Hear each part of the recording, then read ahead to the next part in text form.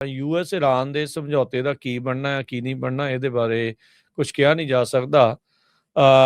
ਹੁਣ ਦੇਖੋ ਵੀਕਐਂਡ ਤੋਂ ਪਹਿਲਾਂ ਹਰਜੋਤ ਸਿੰਘ ਜੀ ਲੜਾਈ ਜੀ ਹੋ ਗਈ। ਲੜਾਈ ਤੋਂ ਭਾਵ ਵੀ ਉਹਨਾਂ ਨੇ ਸ਼ਿਪ ਤੇ ਹਮਲਾ ਕਰਤਾ, ਇਹਨਾਂ ਨੇ ਜਵਾਬੀ ਕਾਰਵਾਈ ਕਰਤੀ। ਫਿਰ ਇਹਨਾਂ ਨੇ ਕੁਝ ਕੁ ਮਿਜ਼ਾਈਲ ਤੇ ਵਾਲੀਆਂ ਥਾਵਾਂ ਦੇ ਉੱਤੇ ਕਹਿੰਦੇ ਜੀ ਅਟੈਕ ਕਰ ਦਿੱਤਾ। ਤੇ ਹੁਣ ਵੀਕਐਂਡ ਤੋਂ ਬਾਅਦ 'ਚ ਜਦੋਂ ਮਾਰਕੀਟ ਦੁਬਾਰਾ ਖੁੱਲਣ ਲੱਗੀ ਹੈ ਕਹਿੰਦੇ ਜੀ ਸਮਝੌਤੇ ਦੀ ਗੱਲ ਫੇਰ ਸ਼ੁਰੂ ਆ। ਇਹ ਤਾਂ ਹੁਣ ਲੋਕਾਂ ਨੂੰ ਪੂਰਾ ਹੀ ਸ਼ੱਕ ਆ ਵੀ ਇਹ ਜਿੰਨੇ ਬਿਆਨ ਆਉਂਦੇ ਨੇ ਤੇ ਸਾਰਾ ਕੁਝ ਹੁੰਦਾ ਆ ਵੀ ਇਹ ਮਾਰਕੀਟ ਮੈਨੂਪੂਲੇਸ਼ਨ ਹੋ ਰਹੀ ਆ। ਵੀ ਪਹਿਲੋਂ ਸਟਾਕ ਜਿਹੜੇ ਉਹ ਡਗਾ ਲਓ, ਪ੍ਰਾਈਸ ਜਦੋਂ ਘਟ ਜਾਵੇ ਉਹ ਖਰੀਦ ਲਓ ਤੇ ਬਾਅਦ ਦੇ ਵਿੱਚ ਇਦਾਂ ਦੀ ਗੱਲ ਕਰ ਦੋ ਵੀ ਹਾਂ ਜੀ ਸਮਝੌਤੇ ਦੇ ਉੱਤੇ ਤਾਂ ਗੱਲਬਾਤ ਦੁਬਾਰਾ ਹੋਣ ਲੱਗੀ ਆ ਜਾਂ ਸਾਰਾ ਕੁਝ ਸ਼ਾਂਤੀ ਆ, ਸਭ ਕੁਝ ਸੈੱਟ ਆ। ਫਿਰ ਸਟਾਕ ਵੱਧ ਜਾਂਦੇ ਆ, ਫਿਰ ਉਹਨਾਂ ਨੂੰ ਵੇਚ ਲਓ ਤੇ ਮੋਟਾ ਮੁਨਾਫਾ ਜਿਹੜਾ ਉਹ ਕਮਾ ਲਓ। ਉਧਰ ਟਰੰਪ ਹੁਣਾਂ ਨੇ ਅੱਜ ਐਲਾਨ ਕਰਤਾ, ਕਹਿੰਦੇ ਵੀ ਕਤਰ ਦੇ ਵਿੱਚ ਮੀਟਿੰਗ ਹੋਣ ਲੱਗੀ ਆ।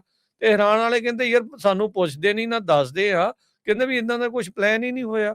ਹੁਣ ਇਹਦੇ ਵਿੱਚ ਕਿਹਦੀ ਮੰਨੀ ਜਾਵੇ ਕਿਹਦੀ ਨਾ ਮੰਨੀ ਜਾਵੇ ਇਹ ਕੁਝ ਅਜੇ ਪਤਾ ਨਹੀਂ ਲੱਗ ਰਿਹਾ। MOU ਸਾਈਨ ਹੋ ਚੁੱਕਾ ਦੋਨਾਂ ਧਿਰਾਂ ਦੇ ਦਰਮਿਆਨ ਤੇ MOU ਦੀਆਂ ਉਲੰਘਣਾਵਾਂ ਦੋਨੋਂ ਹੀ ਧਿਰਾਂ ਜਿਹੜੀਆਂ ਉਹ ਕਰਨ ਦੇ ਉੱਤੇ ਤੁਲੀਆਂ ਹੋਈਆਂ ਆ। ਸ਼ੁਰੂਆਤ ਕਹਿੰਦੇ ਵੀ ਇਸ ਵਾਰ ਇਰਾਨ ਵਾਲਿਆਂ ਨੇ ਕੀਤੀ ਜਦੋਂ ਸਿੰਗਾਪੁਰ ਦੇ ਉਸ ਜਹਾਜ਼ ਦੇ ਉੱਤੇ ਹਮਲਾ ਜਿਹੜਾ ਉਹ ਕੀਤਾ।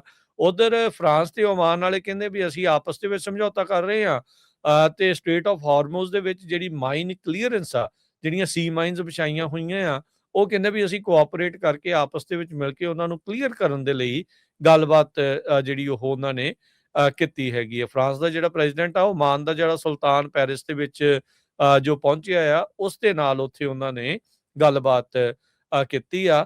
ਹੈਥਮ ਬਿਨ ਤਰੀਕ ਅਲ ਸਾਈਦ LC ਪੈਲੇਸ ਦੇ ਵਿੱਚ ਜਿਹੜੇ ਫਰਾਂਸ ਦੇ ਪ੍ਰੈਜ਼ੀਡੈਂਟ ਮੈਕਰੋਨ ਆ ਉਹਨਾਂ ਨੇ ਉਹਨਾਂ ਦਾ ਸਵਾਗਤ ਕੀਤਾ ਆ।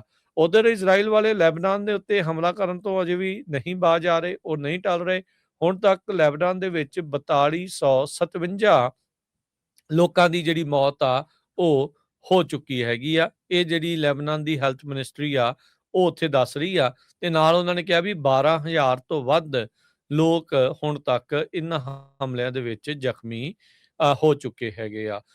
ਤੇ ਕਤਰ ਨੇ ਆਪਣੇ ਜਿੰਨੇ ਵੀ ਵੈਸਲਸ ਆ ਉਹਨਾਂ ਨੂੰ ਸੇਲਿੰਗ ਤੋਂ ਸਸਪੈਂਡ ਫੇਰ ਕਰ ਦਿੱਤਾ ਹੈ। ਸੋ ਉਹਨਾਂ ਨੇ ਕਿਹਾ ਵੀ ਭਾਈ ਅਜੇ ਰੁਕੇ ਰਹੋ, ਕੋਈ ਪਤਾ ਨਹੀਂ ਵੀ ਆਉਣ ਵਾਲੇ ਸਮੇਂ ਦੇ ਵਿੱਚ ਕੀ ਜਿਹੜਾ ਉਹ ਬਣਨਾ ਹੈ ਕਿ ਲੜਾਈ ਦੁਬਾਰਾ ਫੇਰ ਵੱਧ ਜਿਹੜੀ ਉਹ ਨਾ ਜਾਵੇ।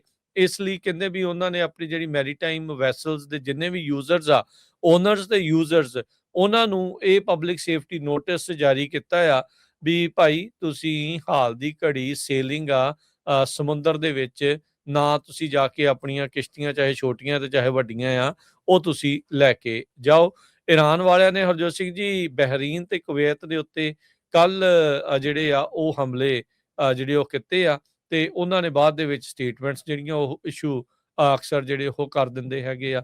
ਸੋ ਸਿਚੁਏਸ਼ਨ ਓਵਰਆਲ ਇਹ ਆ ਵੀ ਇਹ ਜਿਹੜਾ ਅੰਡਰਸਟੈਂਡਿੰਗ ਵਾਲਾ ਆ, ਮੈਮੋਰੈਂਡਮ ਆਫ ਅੰਡਰਸਟੈਂਡਿੰਗ, ਇਹ ਸਮਝੌਤਾ ਜਿਹੜਾ ਹੋਇਆ ਆ ਉਹ ਅਜੇ ਵੀ ਡਾਵਾਂਡੋਲ ਹੈਗਾ ਆ। ਇਸ ਦੇ ਵਿੱਚ ਕੋਈ ਕਹਿ ਸਕਦੇ ਵੀ ਪੂਰੀ ਤਰ੍ਹਾਂ ਗਰੰਟੀ ਨਹੀਂ ਜਾਂ ਪੁਸ਼ਟੀ ਨਹੀਂ ਵੀ ਇਹ ਕਦੋਂ ਤੱਕ ਇਹ ਐਕਚੁਅਲ ਦੇ ਵਿੱਚ ਲਾਸਟਿੰਗ ਪੀਸ ਜਿਹੜੀ ਉੱਥੇ ਆਊਗੀ। ਉਧਰ ਲੈਬਨਾਨ ਦੇ ਪ੍ਰੈਜ਼ੀਡੈਂਟ ਸੈਂਟਕੌਮ ਦੇ ਕਮਾਂਡਰ ਆ, ਉਹਨਾਂ ਦੇ ਨਾਲ ਐਡਮਿਰਲ ਬ੍ਰੈਡ ਕੂਪਰ, ਉਹਨਾਂ ਦੇ ਨਾਲ ਮੁਲਾਕਾਤ ਜਿਹੜੀ ਉਹ ਕੀਤੀ ਹੈ। ਲੈਬਨਾਨ ਦੇ ਪ੍ਰੈਜ਼ੀਡੈਂਟ ਜੋਸਫ ਆਊਨ ਨੇ ਕਹਿੰਦੇ ਵੀ ਉਹਨਾਂ ਦੇ ਅਧਿਕਾਰਤ ਰੈਜ਼ੀਡੈਂਸ ਦੇ ਉੱਤੇ ਕੈਪੀਟਲ ਬੇਰੂਤ ਦੇ ਵਿੱਚ ਇਹ ਮੁਲਾਕਾਤ ਹੋਈ ਹੈਗੀ ਆ। ਉਹ ਤਾਂ ਜਿਹੜਾ ਹਰਜੋਤ ਸਿੰਘ ਜੀ ਸਭ ਤੋਂ ਪਹਿਲਾਂ MOU ਦੇ ਵਿੱਚ ਲਾਈਨ ਸੀਗੀ ਉਹ ਲੈਬਨਾਨ ਨੂੰ ਲੈ ਕੇ ਸੀਗੀ ਵੀ ਹਰ ਤਰੀਕੇ ਦੀ ਜਿਹੜੀ ਉੱਥੇ ਅਟੈਕ ਤੇ ਹਮਲੇ ਆ ਉਹ ਲੈਬਨਾਨ ਦੇ ਵਿੱਚ ਰੁਕਣੇ ਜਿਹੜੇ ਉਹ ਚਾਹੀਦੇ ਆ। ਉਧਰੋਂ ਹਜ਼ਬੁੱਲਾ ਵਾਲੇ ਤੇ ਇਧਰੋਂ ਇਜ਼ਰਾਈਲ ਵਾਲੇ ਹਾਲ ਦੀ ਘੜੀ ਇਹ ਸਮਝੌਤੇ ਨੂੰ ਲੱਗਦਾ ਨਹੀਂ ਵੀ ਕਿਸੇ ਪਾਸੇ ਲੱਗਣ ਜਿਹੜਾ ਉਹ ਦੇ ਰਹੇ ਆ। ਉਹ ਆਪਸ ਦੇ ਵਿੱਚ ਉਹਨਾਂ ਦੀ ਲੜਾਈ ਜਿਹੜੀ ਆ ਉਹ ਉਸੇ ਤਰੀਕੇ ਦੇ ਨਾਲ ਚੱਲ ਰਹੀ ਆ। ਪਰ ਟਰੰਪ ਹੁਣਾਂ ਨੇ ਕਿਹਾ ਵੀ ਕਤਰ ਦੇ ਵਿੱਚ ਮੀਟਿੰਗ ਹੋਣੀ ਆ ਆਉਂਦੇ ਦਿਨਾਂ ਦੇ ਵਿੱਚ, ਤਹਿਰਾਨ ਨੇ ਉਸ ਨੂੰ ਨਕਾਰ ਦਿੱਤਾ ਆ। ਕਹਿੰਦੇ ਵੀ ਇਦਾਂ ਦੀ ਕੋਈ ਪਲੈਨਿੰਗ ਹੀ ਨਹੀਂ ਹੋਈ ਹੈਗੀ।